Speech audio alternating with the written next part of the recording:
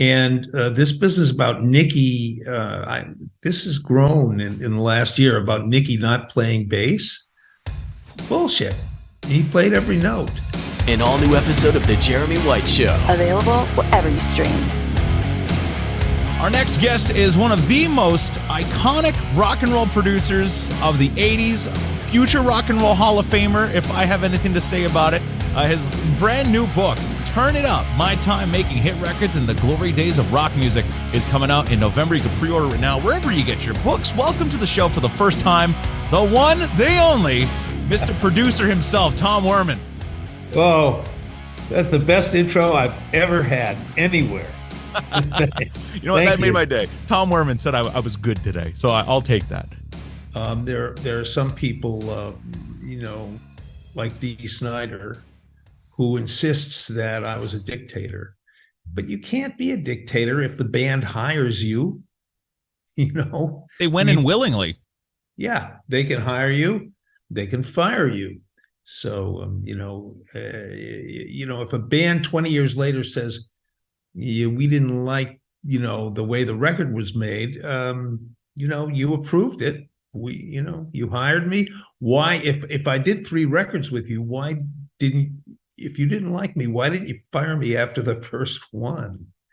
Mm-hmm. So, things like that.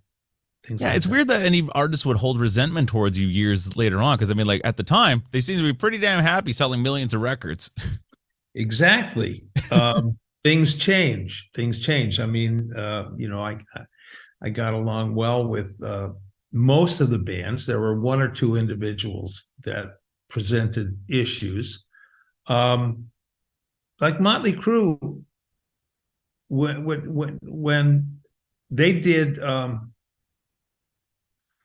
can't even remember. Girls. No, after Girls. Kicks. Oh yeah, Dr. Feelgood. Okay, yeah. When they did Dr. Feelgood, they had a record release party, and they didn't even invite me, which I think was a little strange after 4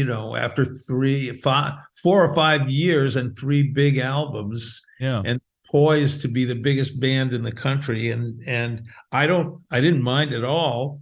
And I understood exactly why they went to a different producer. Jimmy Iovine said, after 3 records, you should shoot your producer.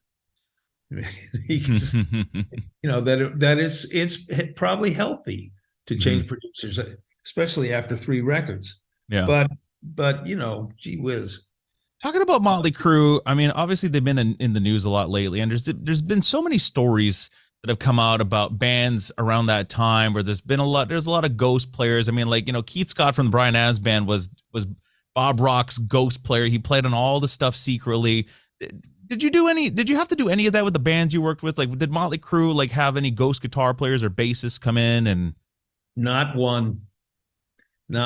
We I think we hired an ex-football player to wasn't in Smoking in the Boys Room. He was the one. He was the deep bass voice that smoking ain't allowed in school. Oh yeah, but that was it. I really tried to use the bands and the bands only, and I didn't hire a lot of session guys, maybe 5 or 6 in 52 albums. Mm-hmm. I had a harmonica player come in, actually Willie Nelson's harmonica player come in and do a couple of parts on the Poison album. Mm-hmm. I had a cellist come in and do stuff on Auf Wiedersehen by Cheap Trick, rhythm stuff. And Steve Lukather played a solo on Voices for Cheap Trick. Mm-hmm. And Jay Graydon played lead guitar on I Want You to Want Me, the studio version. Right. But I really, bands like Poison, they all did their own stuff, no matter how long it took. And this business about Nikki, this has grown in the last year about Nikki not playing bass. bullshit. He played every note. And he may have said to Bob Rock, I don't know. Maybe I wasn't there. I don't know how the bass parts got there. Maybe somebody came in, in secret at night and replayed them. No, Nikki played all the bass parts, and he played the bass on Shout with his arm in a sling because he had rammed his car into a utility pole and like separated his shoulder. So even with injury, Nikki still played every bass note on those records. As far as I know, yeah. And I was, I heard it go down on tape, and then I heard it replayed, and it was the same. Did Nikki play any guitars on those records at all, or was it just all Mick? All Mick. Mm.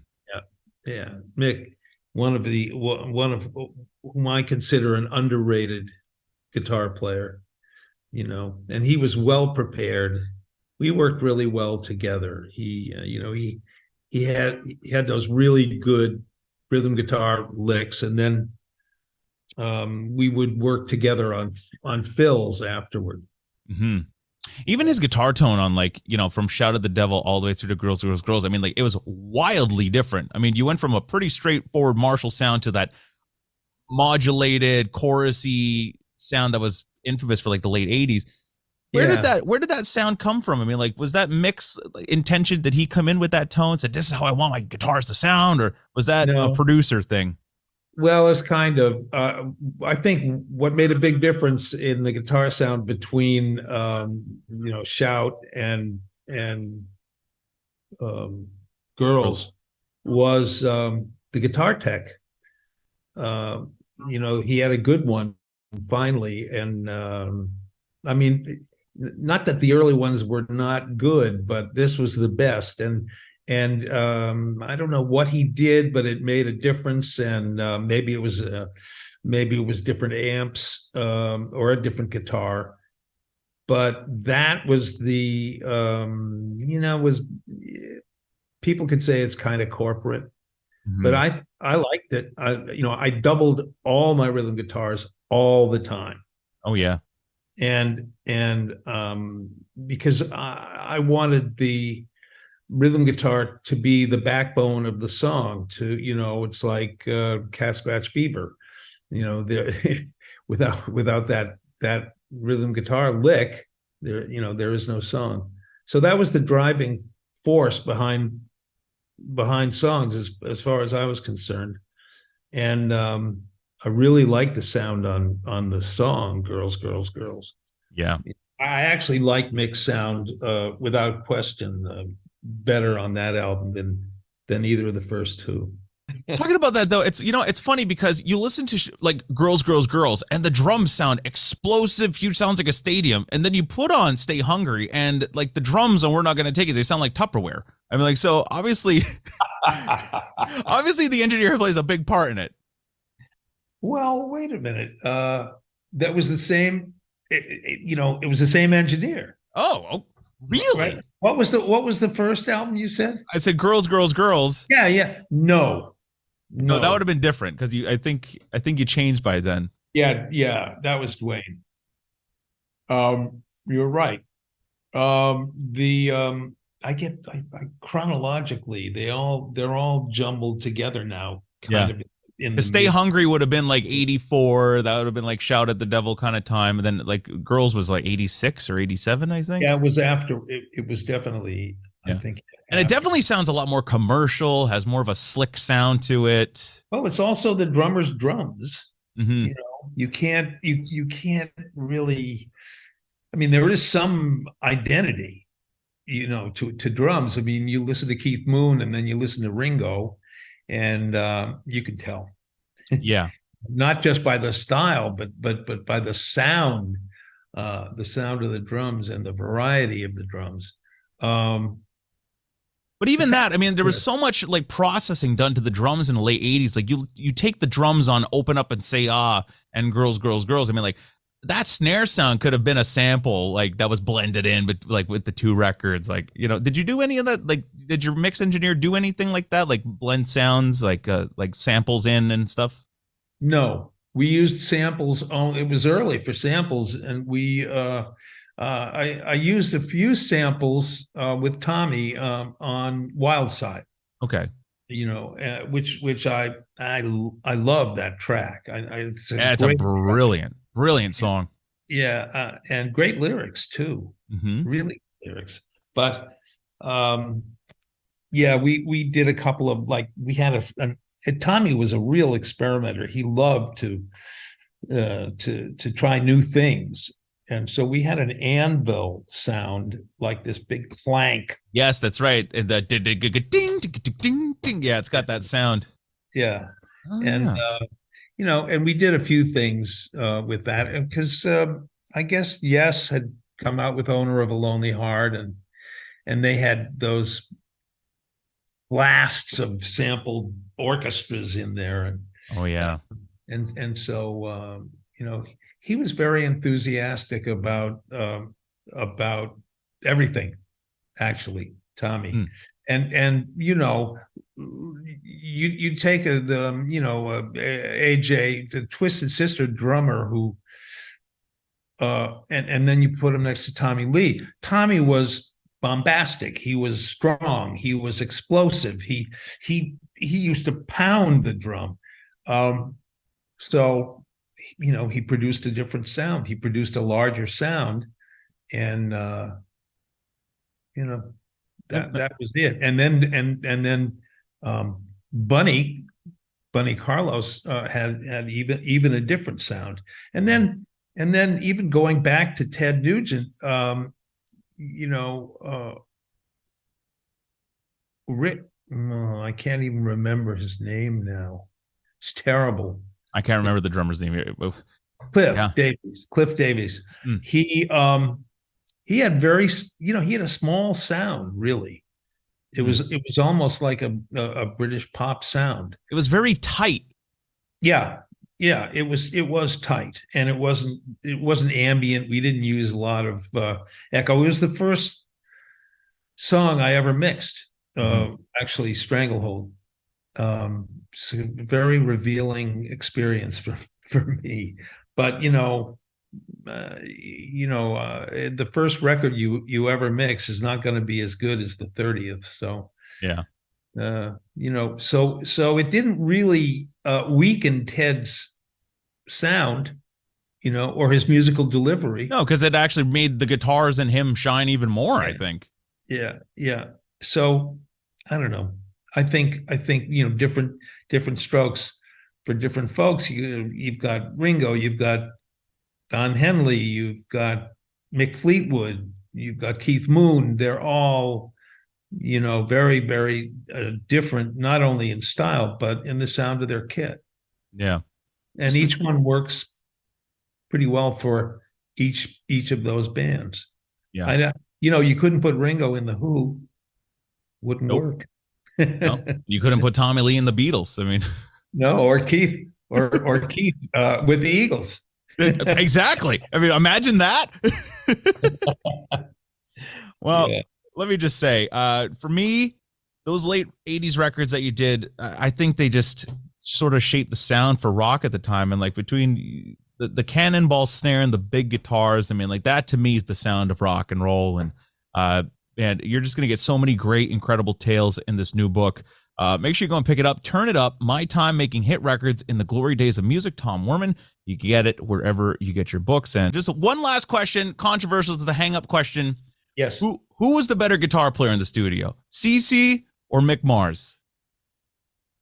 Completely different styles. I would say Mick, only because I was more fond of his, what he produced from the guitar. CC was faster, I think, more zany, but Mick had some really wonderful licks, just like Keith Richards came up with the best licks in the world for the Stones. Mick did that for Motley Crue. CC was also partying a whole lot during that particular record. So that I think that interfered a little bit with his with the results. Right. But he sounds great on the record. So talking about that, Mick Mars, I mean, like, do you think Motley Crue would have sounded the way they did if with another guitar player, or was Mick just integral to that sound? I think you know, the drummer, the guitar player, yeah, and I think you can probably interchange bass players more easily than any of the other, you know, the other musicians in a rock and roll band. In fact, it's happened a lot. You hardly knew when, unless you paid close attention to what they were playing, you hardly knew when Bill Wyman left, the Stones, and they're always substituting bass players. You know, John Entwistle's absence made a difference, but you know, yeah. Like if Motley brought in somebody like Jakey Lee or somebody like that, Motley would have just been totally different. Like maybe we would have not gotten the riff to Girls, Girls, Girls or Looks That Kill or Wild Side. Well, right. It definitely wouldn't. Mick had a style and it worked. I mean, you know, the really good bands, they're interlocking pieces that can't be traded. As we said earlier, you know, taking Keith Moon and putting him in the Eagles would not work. Yeah.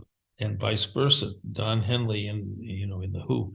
I mean, that's insane. So, you know, bands do get together and they'll shuffle personnel for a while and maybe say, you know, you're fired, we want this guy instead. And they'll continue to improve the combination until they're locked in. I don't know how many bands, I can't think off the top of my head, how many people get traded to other bands or leave to join other bands like baseball players. Yeah. You know, not many. They should have a rock draft every year. Yeah, right. Well, yeah, that's right. Take the worst band and let them have first choice. Yeah.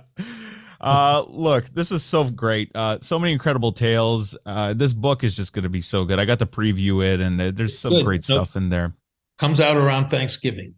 Fantastic. Go and pre-order it now. Go to your local, you know, Barnes and Noble, your Indigo, whatever it is. Make sure you go pre-order. Turn It Up. My Time Making Hit Records in the Glory Days of Rock Music by Tom Werman. This is absolutely fantastic. So great to chat with you. We'll have to do this again. I'd love to. Thank you very much. It's been fun. An all-new episode of The Jeremy White Show. Available wherever you stream.